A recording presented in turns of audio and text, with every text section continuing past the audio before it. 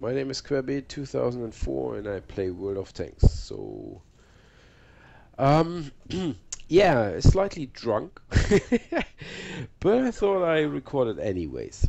What I noted down that what I wanted to talk about is the implementation of the personal missions with all that comes to it. And I also wanted to quickly chat about the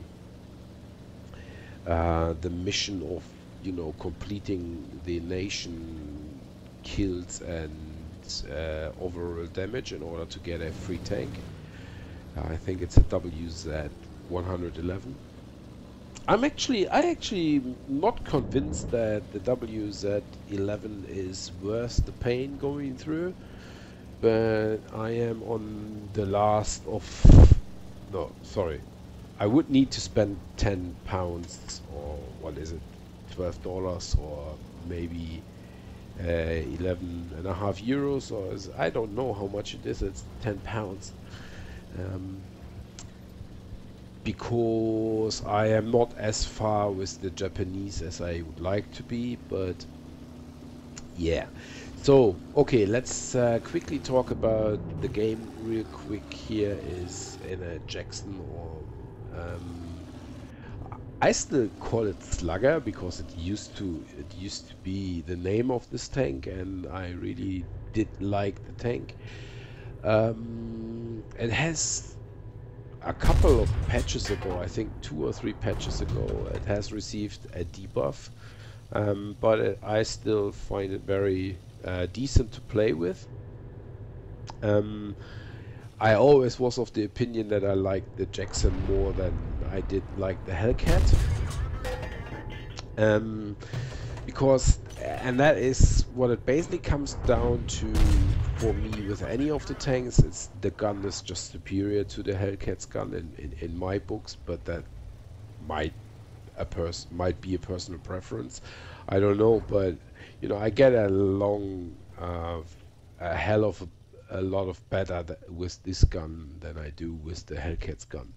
So both Hellcat and the Jackson don't like being shot at, and by saying that I mean the health point pool and the armor resistance and the sloping of the armor does not allow for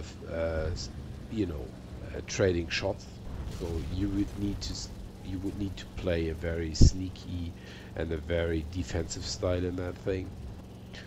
But nevertheless, it's great for dealing damage in mid-tier, and I think I demonstrate that in this gameplay. All right. It's roughly, what, 9 months ago I recorded that? Yeah, 9 months ago. Yeah, no, I'm not even joking. I really think it's 9 or even 10 months old. Yeah, but I wasn't prepared to talk too much about this game. I wanted to talk about the recent implementation as of patch 9.5 and early January 2015. I should say mid-January 2015. What Wargaming did here is they have put a mission system into the game. I think it's called personal missions, which allow for you to go through a series of, let's call them quests, like in MMOs, like in role-playing MMOs. And what they did is you need to meet certain targets and you need to meet certain requirements in order to progress through a series of quests, and with the ultimate goal of unlocking a tank at the end of each quest series. And let me tell you that as an epic quest, you have to do a lot of tanking in order to get these tanks for free. But I can't say much about the quality of the tanks that are up for grabs when you finish them, but so far, and I might be wrong on that, I have not read it up but so I'm happy for you to correct me on that. But I couldn't find any hint that these personal missions are tied to a deadline. So I think you have a decent amount of time at least to complete the personal missions. That is opposed to the other missions, you know, that are only available for a particular, let's say, amount of weeks or days. And yeah, I have to say that I was a big friend of these, you know, like of implementing the quest system. I was a big fan as they did that in the first instance with, like, you know, do this and that and get more a better coefficient for the crew experience and all the rest of it. So they're bringing that idea, they're dragging that idea even a little further, and which I am happy to accept that. I am, to be honest with you, um, I do welcome the change, and I do welcome the challenge, to be honest, because it's not always easy to complete some of the missions. So having said that, I have to say that I'm pretty busy with that at the moment, but until the 19th we can play also on a personal mission level. We can play getting, I think, a 150,000 damage and 150 kills for every nation. So we get to unlock a tank, which is the WZ-11 111. Again, I don't know if the tank is worth the effort. I'm doing it anyway. So, but you know, to make it a little bit more simple for the players, they have, well, not only simple but also a cash cow for wargaming. They have put tokens in place that you can purchase for. In the United Kingdom, it's £10. You can purchase them for £10, and that grants you the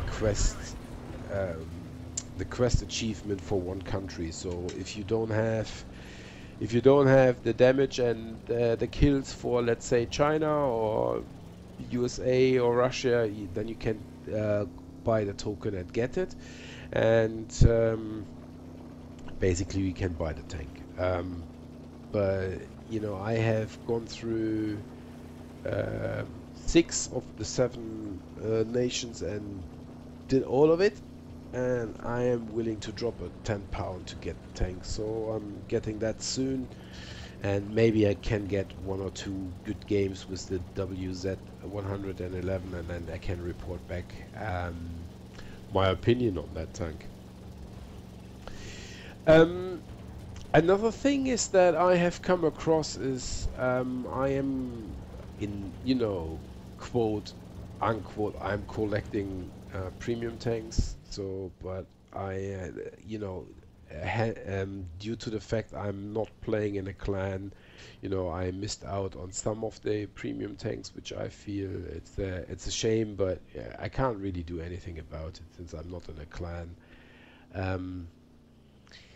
Yeah, so I'm trying to get tanks that way, you know, as much as I can. I like that as a challenge, you know, and it's, you know, they will be rare at some point, as you know, in the same fashion that the Type 59 is. So, and I am a collector, so what can I do? So I hope you enjoyed the content I created for you today, and you have a good one. I see you guys later.